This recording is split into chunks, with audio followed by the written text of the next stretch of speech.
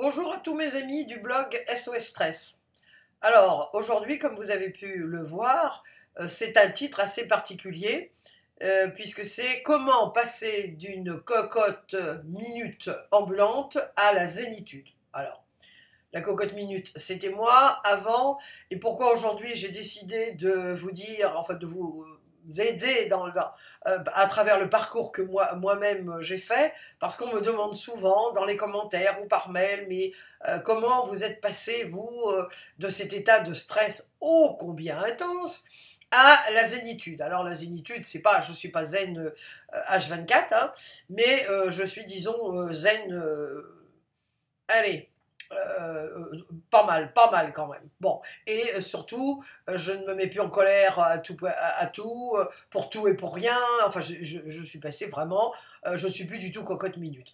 Bon, ce qui n'empêche pas que j'ai toujours mon caractère assez impulsif et pas très patient, parce que la patience n'est pas ma vertu cardinale. Cependant, j'ai quand même changé, et je vous le dis d'ores et déjà, et ça c'est la bonne nouvelle de la vidéo, si moi j'ai réussi à changer, eh bien n'importe qui peut le faire. Je dis toujours que je suis ma meilleure publicité dans la mesure où, précisément, vu mon chemin, d'où je suis partie et où je suis arrivée aujourd'hui, alors soyez tout à fait confiants, vous qui regardez la vidéo et pensez, oui, elle va encore nous dire que ceci, que cela, c'est facile. Non. Non, non, non, non, non, je ne vais pas vous dire que c'est facile, mais je vais vous dire que c'est possible. Et c'est pour ça que je vous dis que je suis ma meilleure publicité. Alors, on va commencer. Comment tout a commencé pour moi? Eh bien, j'ai vécu il y a plusieurs décennies, en l'espace de très très peu de temps, des deuils. J'ai perdu à très peu de temps d'intervalle mon père, ma mère, mon travail, l'homme de ma vie. Mon fils est reparti vivre avec son père. Je me suis retrouvée absolument seule. J'ai été, par le stress, je suis entrée à l'hôpital de toute urgence, hein, à Lariboisière. On pensait que j'avais fait deux crises cardiaques dans la nuit. Or, ça n'était pas du tout des crises cardiaques, c'était simplement le stress. Alors c'est pour vous dire que le stress, je connais, et quand je vous dis que je reviens de loin, oui, effectivement, je reviens de loin. Alors, quand j'ai eu toute cette série de, comment dire, d'ennuis, hein, on peut dire, d'ennuis, de deuil, de perte, euh, j'étais complètement au fond de la piscine, au bout du tunnel, surtout au bout du tunnel, c'est-à-dire du côté obscur, je voyais absolument rien. Et puis, j'ai eu la chance, parce que, bon, j'ai toujours dans mon malheur, je me suis toujours dit que j'avais quand même beaucoup de chance, ce qui est vrai. J'ai trouvé quelqu'un qui m'a parlé d'une psychanalyste. Et là, je vais vous faire rire, parce que quand je suis allée voir cette psychanalyste, parce que mon ami qui faisait le cours de graphologie avec moi m'avait dit que c'était vraiment, elle était vraiment super, ce qui est vrai, elle était vraiment super. Je suis arrivée chez elle et je lui ai dit, tenez-vous bien. Et là, je pense que c'est le moment de vous asseoir et de rigoler. Je lui ai dit, vous savez, Fabienne, je ne viens ici que pour 2 ou 3 séances. C'est tout. Bon, en résumé, pour vous la faire courte, j'y suis restée bon, bah, quelques temps, et j'ai commencé 2 fois, 3 fois par semaine, et à la fin, j'y allais tous les jours. Donc, c'est pour vous dire que j'étais très très loin des 2 ou 3 séances que je m'étais octroyées depuis le début. Alors, j'ai, à un moment donné, bon, bah, c'est la psychanalyse, c'était très bien, je suis très contente de l'avoir faite. Ça m'a permis de prendre du recul par rapport à mon père et à ma mère, et d'ailleurs qui venaient de mourir. Ça m'a permis de faire la paix avec beaucoup de choses par rapport à mes parents, et puis de faire la paix surtout, enfin surtout aussi avec mon ex-mari, et ça c'était un gros morceau. Alors, une fois que j'ai eu fini de touiller dans le marécage, bon, bah, j'avais plus rien à dire. J'y suis allée encore pendant aller 1 semaine ou 2, mais il y avait plus comment dire, c'était pas la passion, mais j'avais plus tellement envie d'y aller. Ça ne disait rien. J'avais le sentiment que j'avais fait le tour. Donc j'ai arrêté. Et pratiquement en même temps. Je prenais des cours particuliers avec mon prof de grapho, et elle me dit un jour, d'ailleurs j'en parle dans mon livre, elle me dit un jour, écoute, tu devrais faire un séminaire, le séminaire, elle me dit l'endroit, je connaissais absolument pas, alors pour moi c'était du chinois, le développement personnel, alors pour moi c'était chinois, mais du vrai chinois.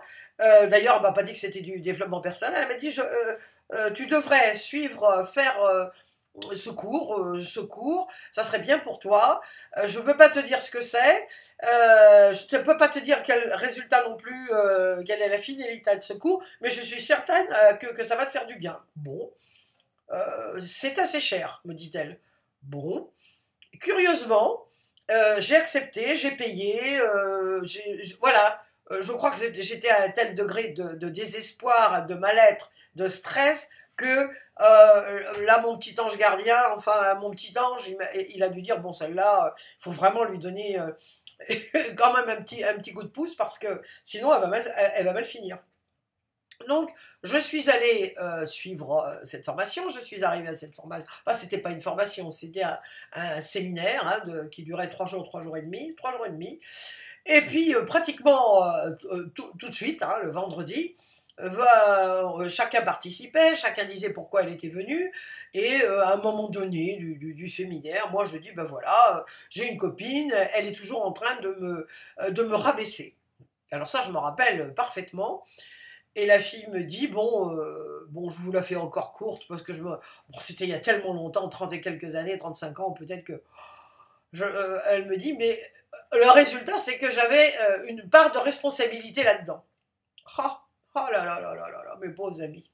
Quand elle m'a eu dit que j'avais une part de responsabilité là-dedans, que c'était moi qui occasionnais ça, à cause de mes pensées, je dis, mais elle parle de quoi celle-là, elle est complètement à la masse, et dire que je suis venue, j'ai payé si cher pour être dans un truc pareil, mais qu'est-ce que c'est que ce truc? J'étais, mais ulcérée. Bon. Finalement, je suis rentrée chez moi en rangeant mon frein, je me vois à Boulevard Saint-Germain avec ma petite 205 Peugeot, complètement, mais vous savez, j'étais furax, s'arrêter, vous savez, dans comment dire, un dessin animé, on aurait vu, vous savez, la fumée qui sortait. Je dis ça, alors là, ça, je n'y retournerai pas. Puis quand même, comme j'avais payé assez cher, je pense que là, c'était aussi une des raisons qu'il faisait le truc assez cher, j'y suis retournée. Et je suis retournée le lendemain, et le surlendemain, bon, j'étais pas complètement convaincue, hein, j'étais pas du tout là, accepter ma responsabilité, comme quoi, quand je m'étais fait tabasser, ben, j'avais une part de responsabilité. Bon, hein, c'est moyen. Bon, toujours est-il qu'à la fin du séminaire, bon, j'ai fait du rebirth, j'ai vécu des choses absolument extraordinaires, ma naissance, hein. Donc j'ai vécu vraiment, ça a été un moment vraiment extraordinaire, le mot n'est pas faible. Enfin, est trop faible aussi, le mot est trop faible parce que j'étais complètement sur un petit nuage, hein, on va dire. Alors ça nous donnait des clés, mais après fallait-il encore les employer et puis trouver les bonnes serrures. Alors ils nous ont donné à la fin du séminaire un petit livre hein, que j'ai toujours, que je conserve pieusement. C'est mon premier livre de développement personnel et ça s'appelait Les fabuleux pouvoirs de votre subconscient du docteur Joseph Murphy. Alors là, je peux dire que ça a été l'illumination. À partir de là, j'ai commencé vraiment à travailler, c'est ce qu'il disait, mes pensées. Finalement, tout part de là. Alors, je vous dis, ça n'a pas été facile. Hein. Je ne vais pas vous dire que c'est un petit coup de baguette magique. Et puis, ça y est, on change, c'est formidable. Oui, c'est formidable, ça, sans aucun doute, c'est formidable. Mais il faut bosser. Et ça c'est c'est comment dire, si vous pensez, ou si les gens pensent que on vous promet que vous allez sortir et que ça va être, votre vie va être changée, oui, votre vie va être transformée, changée, bouleversée, à partir du moment où vous vous engagez et vous travaillez, vous bossez, et la première chose à bosser, sur laquelle bosser, ce sont vos pensées. Qui dit pensée dit après croyance. Alors les croyances, bon, moi après j'ai découvert le saboteur, je l'ai développé après ultérieurement, pardon, en faisant après mes formations, ça a été mon dada. Puis je me suis rendu compte que oui, effectivement, bah, la nana qui m'avait dit que j'avais une part de responsabilité, oui, oui, elle avait raison, vu que j'avais une estime de moi proche de la colle à moquette. Ah oui, oui, oui, je n'exagère pas. Proche de la colle à moquette. Donc, évidemment, j'avais attiré un homme, énergétiquement parlant, et puis comme moi, je n'avais aucune estime, auto-estime, évidemment, je suis allée attirer quelqu'un qui me traitait aussi mal que moi je me traitais. C'est-à-dire que je me battais pas, mais si en réalité je me faisais mal, hein, je me faisais mal en me disant que les autres étaient mieux que moi, que j'étais pas capable, que j'étais une nulle, enfin le genre de choses que tout un chacun normalement entend dans la petite voix qui susurre derrière nous, tu vas pas y arriver, mais non, c'est trop dur, pourquoi tu te mets là-dedans, enfin bref. Je pense que ça aura un écho parmi vous, parce que nous avons tous un saboteur. Bon, alors une fois que j'ai trouvé que j'ai travaillé mes pensées, comment je les ai travaillées, parce qu'il faut que je vous donne des clés, sinon comment moi j'ai fait.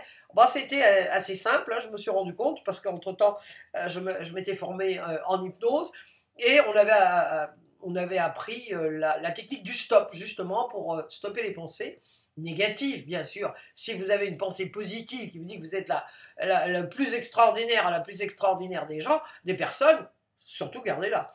Bon, alors, qu'est-ce que je faisais? Eh bien, j'ai commencé à me rendre compte de toutes les pensées limitatives ou négatives que je m'envoyais hein, dans la journée. Alors, quand on sait le nombre de pensées qu'on a par jour, 10% conscientes, on va dire, et 90% inconscientes, je me suis rendu compte qu'effectivement, il y avait une grosse part de responsabilité dans ce qui m'arrivait dans la vie. J'étais responsable de ma vie. Alors ça a été ça a été un gros choc. Ça a été un gros choc parce que effectivement, comme beaucoup d'entre nous, hein, quand on commence dans le travail de développement personnel, on a quand même du mal à accepter qu'on est responsable de ce qui nous arrive, tout simplement, de ce qui nous arrive. Alors, il y a des paliers hein, aussi. Alors, j'ai eu des paliers, des moments de révolte. Je me suis dit, mais non, mais ça marche pas. Puis petit à petit, à force de travailler, de me dire stop, à chaque fois que j'avais une pensée négative, hop, tout de suite, je disais poubelle. Hein, moi, c'est mon truc. Je disais poubelle. Ou maintenant, par la suite, j'ai trouvé le truc de l'alter ego.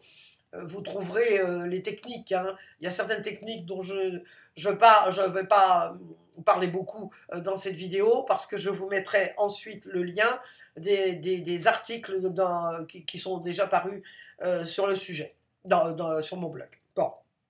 Alors, une fois que j'ai commencé à me rendre compte que je n'étais pas si positif que ça, hein, finalement, moi qui me croyais hein, tellement positive, hein, en réalité, je me suis rendu compte que non, que je n'avais pas tellement confiance en moi, c'est pour ça que j'étais si agressive. Alors, petit à petit, bien sûr, on part de la cocotte minute. Alors, la cocotte minute qui était tout le temps petit à petit, ça a commencé déjà à se calmer. J'ai commencé à devenir moins agressive, à commencer à me rendre compte que effectivement, oui, j'avais une part de responsabilité dans tout ce qui m'arrivait. Pourquoi des fois j'avais tellement peur du regard des autres, que les autres découvrent que j'étais finalement, que j'avais pas tellement confiance en moi, que je tapais du poing sur la table, donc que j'étais agressive. Alors je me croyais moi très affirmée, pas du tout. Quelqu'un d'affirmé ne tape pas du poing sur la table. Bon, alors ça m'a pas plu non plus. Vous voyez, quand on commence sur ce chemin, quand on se lance sur le chemin du développement personnel, il y a deux choses importantes qu'il faut savoir. C'est que, il va falloir de la persistance, il va falloir être déterminé, il va falloir vraiment vouloir changer. Et ça, les pensées, c'est radical. Dès que vous changez vos pensées, que vous étudiez vos pensées, pensées, croyances, après, vous changez. Et ensuite vous dire que c'est pas du tout cuit et que ça va durer jusqu'à votre dernier souffle. Parce que jusqu'à votre dernier souffle, vous allez avoir des trucs à apprendre. Alors après, qu'est-ce que j'ai fait? Bon, j'ai réussi à me guérir de mon insomnie chronique de 20 ans quand même. Hein. Ça, c'était vraiment super grâce à l'auto-hypnose. qui dit auto-hypnose, qui dit hypnose, puisqu'ensuite j'ai fait des formations, je me suis formée en hypnose, je le pratique. Ça n'est pas le tout de l'apprendre, je pratique l'auto-hypnose tous les jours, tous les jours, tous les jours. Donc, même pour m'endormir, même si j'ai très sommeil, je fais mes techniques d'auto-hypnose. Donc, automatiquement, il y a un ralentissement de l'agressivité, il y a un ralentissement de la cocotte minute qui petit à petit, bon, bah, a cessé d'être une cocotte minute ambulante. Je suis devenue, bah, disons, de plus en plus calme. Je voyais les choses avec du recul. Quand il m'arrivait un truc, je me disais, bon, qu'est-ce qui fait que ça a raté? J'avais un autre regard, plutôt que de tout de suite me considérer comme une victime. Oh là là, les autres, c'est encore la faute des autres. Non, je me disais, pourquoi ça a raté? Qu'est-ce qui se passe? Donc je prenais toujours ma responsabilité. Ça, c'est vraiment un gros morceau, les pensées et la responsabilité de notre vie.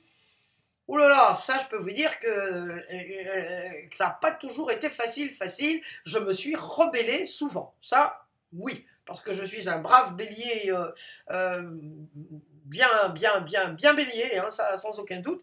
Donc il y a des fois, oh là là, ça ne marchait pas. Donc c'était des paliers. Je me suis rendu compte, et je me rends compte encore aujourd'hui, parce que je continue à travailler sur d'autres choses, que quand on a le sentiment que ben voilà, ça n'avance plus, rien du tout, on est sur un palier. Et là, je vous dis, quand vous arrivez sur ce palier, quand vous avez le sentiment que vous n'avancez pas, là, vous prenez un temps d'arrêt, vous faites plaisir, recommencez pas à vous décourager en disant vos petites choses, oui, tu n'y arriveras pas, tu vois, les autres sont mieux que toi, enfin bon. Je vous passe les choses gentilles encore que vous pouvez vous dire. Chacun sait ce qu'il entend régulièrement, ou t'es nul, ou tu n'y arriveras pas, c'est pas la peine d'essayer. Enfin bref, ce genre de gentilles choses que votre mental diablotin vous susurre à l'oreille. Là, c'est vraiment, au début c'est dur, mais c'est vraiment un palier, on va passer à autre chose. Alors ça dure plus ou moins de temps, il faut être patient. Alors, comme je crois avoir déjà dit maintes fois que la patience n'est pas ma vertu cardinale. Alors bon, enfin, petit à petit, bon, avec la relaxation, alors j'ai ensuite le gros morceau aussi, ça, parce que j'étais très critiqueuse. Alors ça, c'était Madame la critique. Alors, bon, j'avais appris bon, toute la psychologie jungienne, bon, l'ombre. Hein, l'ombre dont on parle, c'est-à-dire l'ombre, c'est tout ce qui est derrière vous, tout ce que vous mettez sous le tapis. C'est-à-dire qu'on est tous un peu menteurs, un peu, on se la pète, un peu arrogant, un peu agressif, mais on n'aime pas que les autres le découvrent, vous voyez. Alors on le met sous le tapis, ou on le met derrière, donc on ne le voit pas, et finalement, comment on peut découvrir tout ce qui est sous le tapis? Eh bien, c'est par rapport à ce que vous dites sur les gens.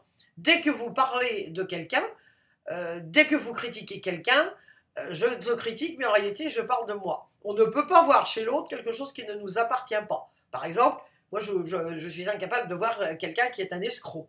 Alors là, je sais que ça existe, mais je ne saurais pas voir si la personne est à un ou une escroc. Voilà. Et d'autres trucs comme ça, voilà, parce que ça ne m'appartient pas. Donc, on a tous... dans tout ce que vous dites, dans tout ce que je dis, quand je critique quelqu'un ou quelque chose, ça m'appartient. Donc à partir de là, ça c'est pas rigolo non plus. Oui, t'es en train de dire que l'autre, il est... ah ouais, elle est arrogante. Et puis elle est pas très sympathique. Elle se la pète. Des choses que, évidemment, moi, Jung, je ne sais pas du tout. Eh ben oui.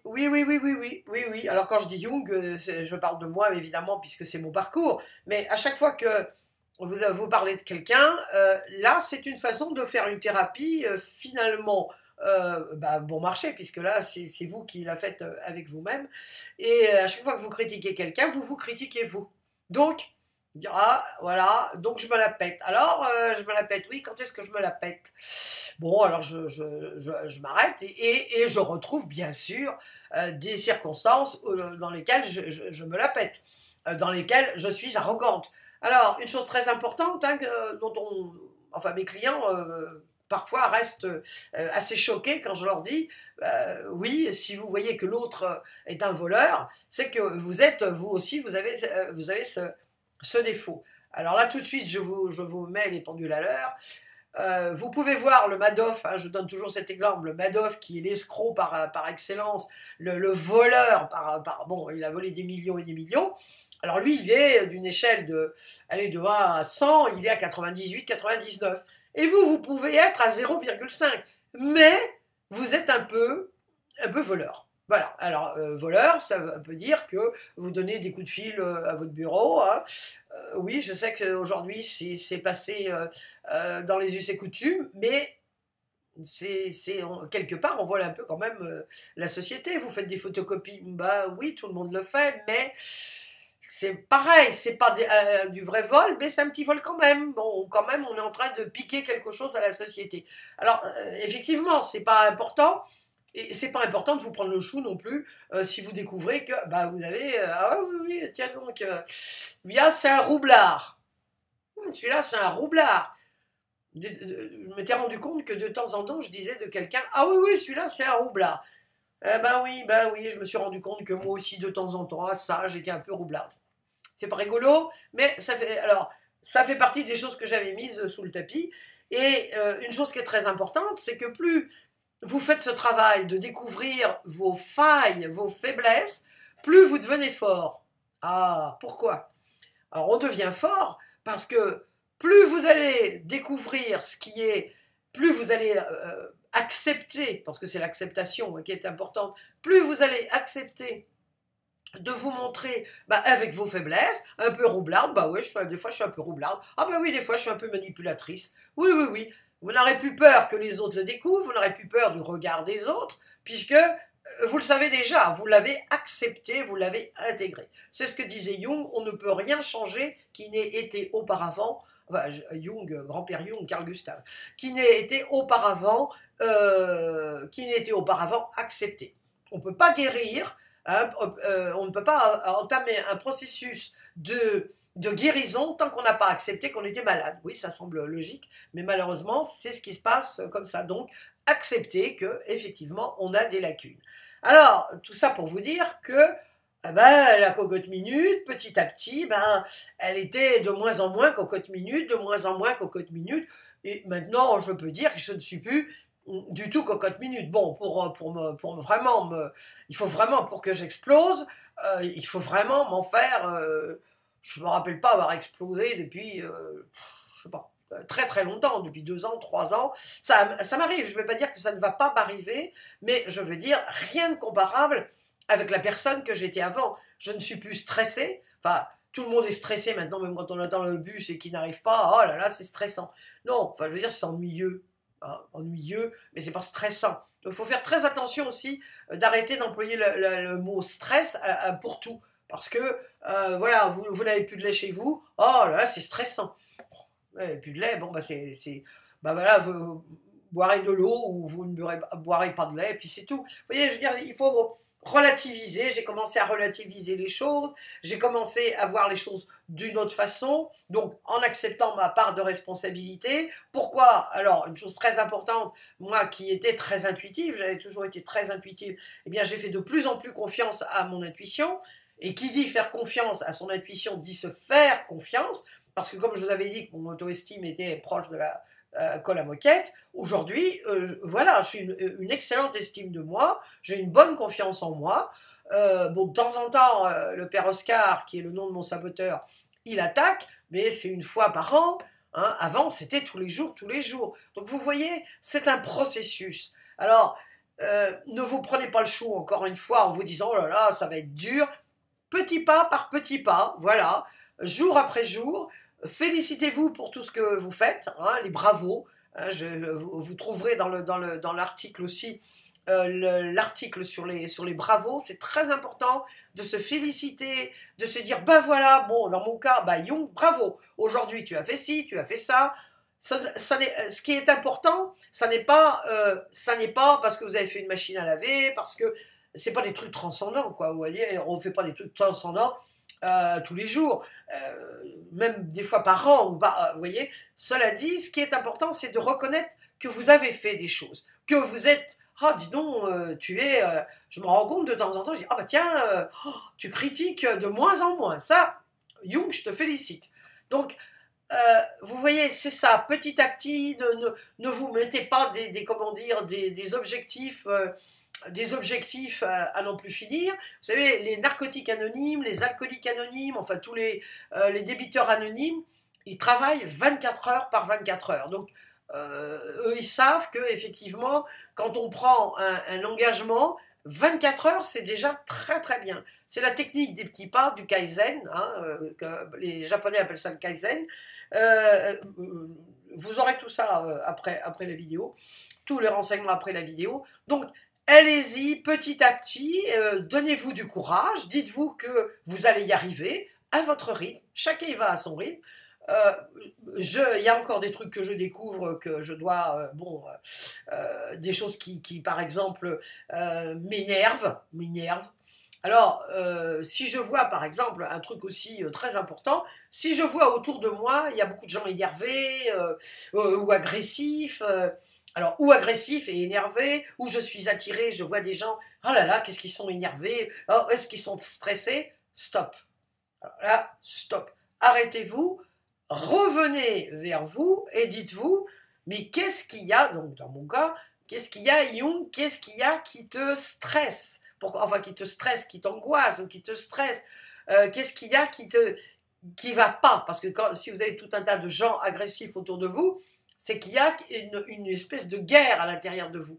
Donc, petit à petit, vous allez découvrir, au début c'est pas facile, hein, mais grâce à l'alter ego, dont vous trouverez aussi comment dire, les coordonnées juste après, quand vous prenez l'habitude de parler avec votre alter ego, petit à petit, vous allez découvrir pourquoi vous êtes énervé, pourquoi vous êtes triste, pourquoi vous êtes angoissé. Mais voyez ce qui se passe autour de vous, parce que soyez bien sûr que tout ce qui se passe à l'extérieur n'est que le reflet de ce qui se passe à l'intérieur.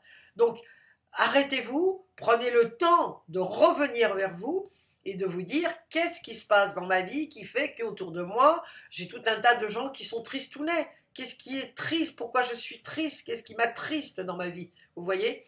Écoutez votre intuition. L'intuition, votre sixième sens, c'est très important aussi. Elle sait, donc elle vous donnera des indications. Elle est là pour vous aider.